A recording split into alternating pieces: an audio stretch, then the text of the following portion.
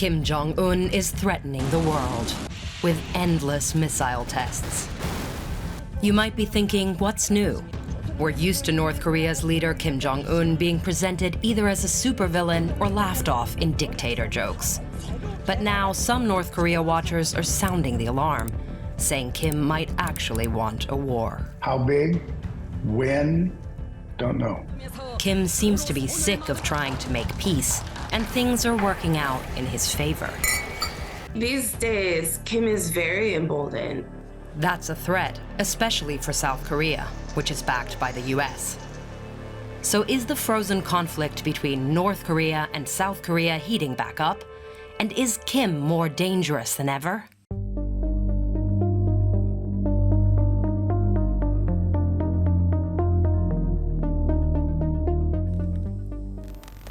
These days, Kim Jong-un seems to be pretty into maps. And when dictators start focusing a lot on borders, that's always a bit worrying. Here he is inspecting a model of the South Korean capital, Seoul, and warning that his country is ready to completely annihilate his neighbor to the south, if provoked, whatever that means. And this is the border he particularly has his eye on, the disputed maritime border between North and South Korea, known as the Northern Limit Line, or NLL. Instead of just extending the land border out into the sea, look at how the boundary is drawn here, curving up over these islands. They've remained under de facto South Korean control, but North Korea claims these waters, which is why it's not surprising that they don't appreciate US and South Korean Navy drills here. In 2010, North Korea attacked one of the islands, killing several people there. Now North Korea has repeatedly fired artillery into the waters around the islands as a threat. North Korea has been unhappy about this border for decades. Now Kim seems done with tolerating it. He called it illegal. It seems to me he wants that clash for some reason. He wants that to happen, and he's preparing for it. This is Robert Carlin. He's been working on North Korea for over 50 years and has been there at least 30 times, including as a US intelligence officer. Carlin thinks Kim Jong-un's talk of illegal borders might only be the first step to wider military action. Another worrying development, Kim recently declared that South Korea is now the North's principal enemy. Before, peaceful reunification was the official goal. Kim was effectively saying South Korea is no longer part of the traditional core of the Korean people. And the implication is, therefore, it's a target. And Kim has the military might to back up his rhetoric. He has nuclear weapons, and he's in charge of one of the largest armies in the world. The tensions between the two sides extend from the sea over onto the land, into the DMZ. It's the most militarized, demilitarized zone in the world, and it's where the war between North and South Korea has been frozen for 70 years. And where the Korean Peninsula is basically still split along Cold War lines. How did we get here? At the end of World War II, the Korean Peninsula was liberated from Japanese occupation. The winners of the war, the Soviet Union and the United States, decided that they would each occupy half of the peninsula. They agreed on this latitude as the dividing line. In 1950, North Korean troops invaded the South, and the South pushed back. It was a brutal war. At least 2.5 million people were killed. The North was backed by the Soviet Union and later also by China, both communist states. The South was backed by UN troops led by the US. And you'll see the Cold War superpowers never really went away. In 1953, an armistice agreement was signed, freezing the front line of the war roughly back along the same line again. It ended the fighting and created the buffer zone we already saw, the DMZ, but it left many things unresolved. Like that maritime border, that wasn't in the agreement. The UN, led by the US, drew that later without actually asking North Korea's permission. And it wasn't a peace treaty. so the war between North and South Korea never officially ended.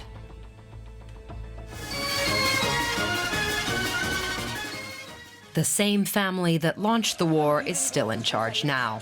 The Kim family is currently the only communist dynasty. Kim Jong-un rules just like his father and grandfather before him, with a totalitarian cult of personality and an iron fist using intimidation and violence. North Koreans don't have access to the outside world. Leaving the country is illegal without permission. And then came the pandemic. North Korea had some of the strictest border controls in the world. And Kim started building hundreds of kilometers of fencing and walls along North Korea's border with Russia and China. Like here, satellite images show that a double fence pops up after the pandemic shutdown. North Korea even introduced a shoot-to-kill order along the Chinese border. So Kim has pretty much sealed off his country and locked in his people, but he's open for business with his authoritarian neighbors. North Korea shares a 1,400-kilometer-long border with China. Without its northern neighbor, the country wouldn't survive. Almost all of its very limited trade happens with China. Which brings us to Rason, a North Korean region right on the border with both China and Russia. It's a special economic zone, which means this is where the communist country has been letting a bit of capitalism happen since the 1990s. Now something new is happening here. Just look at how close North Korea's Tumangang station and Russia's Khasan station are. This satellite image from October 2023, analyzed by the Center for Strategic and International Studies, shows an unprecedented number of rail cars at the North Korean train station. Some of these rail cars seem to end up in Russia. The crates are covered, so no one really knows what's inside, but the CSIS experts say it's likely North Korean munitions for Russia, which is 2 years into its full-scale war against Ukraine. Ukraine says it has found North Korean artillery shells and missiles on the battlefield. The UN has confirmed the use of missiles. North Korea and Russia deny the claims. What's Kim Jong-un getting out of it? Well, reportedly a lot of money. And Putin may be giving Kim oil and raw materials and parts to make more weapons, potentially including banned missile technology. Some of this stuff has been hard for Kim to come by so far. North Korea is under international sanctions for building and testing nuclear weapons and ballistic missiles. Oil deliveries, for example, violate those sanctions. 서로 관계를 우리 대외 정책에서 제1순위로 제일 최종 배치하고 발전시켜 나가는 것은 우리 정부의 확고한 입장입니다. These days, Kim is very emboldened. Jenny Town is the director of a program devoted to North Korea analysis at the Stimson Center think tank. She's been working on North Korea for almost 20 years. This is a big win for Kim Jong-un. He bet on Putin, he bet on the war, and so far, that bet now is paying off for him. This Russian-made luxury limousine is an example of that. It was a fancy gift from Putin to Kim on his recent trip to Russia. Luxury items are also sanctioned. So this gift is Putin showing how little he cares about all that, because both Kim and Putin are under sanctions. Cheers to a growing friendship. The two also share a passion for showing off their weapons. And it's more than just showing off. Now, North Korea is getting field experience for their missiles. There's been evidence of them in the Ukrainian battlefields. And if they improve the quality of, could be a cheap choice for others in the future. What this means? Improved North Korean weapons on the illegal market. Potential buyers include Syria and Iran. On his trip to Russia, Kim Jong-un also toured a spaceport in the far east of the country. South Korean intelligence has said it probably was Russian help that enabled North Korea to launch its first spy satellite into orbit. Right now, what North Korea gets from Russia is a level of military cooperation it has not had since the Cold War, since the Soviet Union, right? That is a huge, huge win for Kim Jong-un. It might also be a win for Kim's nuclear weapons, even though no one knows for sure if Russia is helping him develop them. What we do know is that Kim has carried out an unprecedented number of missile launches since 2022. People call them provocations as if they're just intended to get under our skin. They're not. They're testing new systems. And astoundingly, almost all of them seem to work. These missile launches used to have a different purpose. The idea that they were always so dangerous was mistaken. The North Koreans did not want to go to war before. The whole purpose of their policy was to engage the Americans, not to go to war with them. In other words, weapons testing was kind of part of their diplomatic policy, a way to make sure South Korea, and more importantly, its superpower backer, the US, kept talking to them. That takes us back to the DMZ. It looked pretty good when these meetings were happening there a few years ago. South Korean President Moon Jae-in and Kim Jong-un were taking steps to try and finally end the war. Because remember, the two Koreas never officially made peace. And US President Donald Trump made a surprise appearance.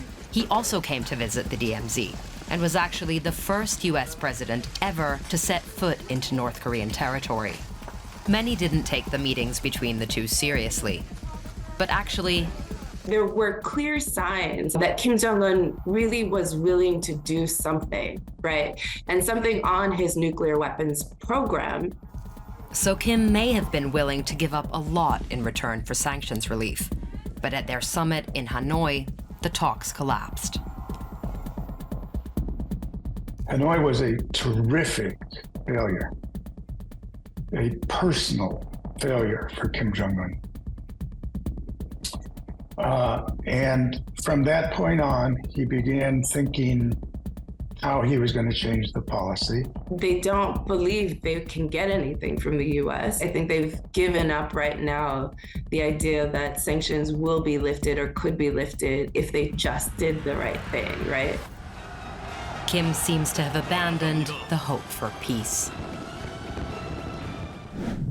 And all this isn't happening in a vacuum. We see China, Russia, and North Korea working more closely together. And Iran is in the mix as well. You know, Kim Jong-un was one of the first world leaders to talk about and embrace the idea of a new Cold War. They are politically aligned with, Russia and China against the West. Kim's allies, Russia and China, are back to thinking about spheres of influence and territorial ambitions. Russia is trying to take over Ukraine, and China is eyeing Taiwan. That's the context for Kim's talk about the maritime border. It could just be rhetoric, or he could be planning to take over one of these little islands. So will he really start a war? This could be a long fuse and a long-term plan while he prepares his own people, while he gathers together the equipment he needs, while he convinces his allies that they need to support him. I don't know where he thinks he is in this, and therefore how close he is to pulling the trigger. There's definitely a reason for concern, and a reason why we should be trying to rebuild diplomacy with the North Koreans in order to, pull them back into the international community. As we've seen, at the moment, Kim doesn't really seem interested in that. Instead, he started looking elsewhere for support. So is that enough to give him what he wants? Or does he have more dangerous options?